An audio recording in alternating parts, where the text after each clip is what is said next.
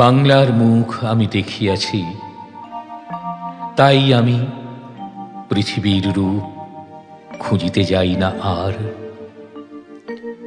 অন্ধকারে জেগে উঠে ডুমুরের গাছে চেয়ে দেখি ছাতার মতন বড় পাতাটির নিচে বসে আছে ভোরের দয়েল পাখি।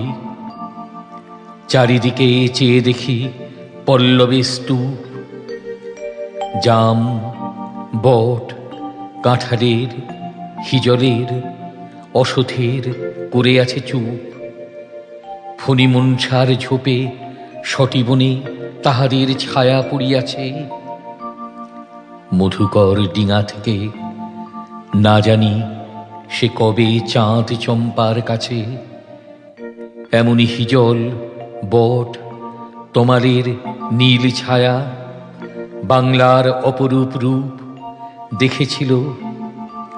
বেহুলাও একদিন গাঙুরের জলে ভেলা নিয়ে কৃষ্ণা দ্বাদশীর জ্যোৎস্না যখন মরিয়া গেছে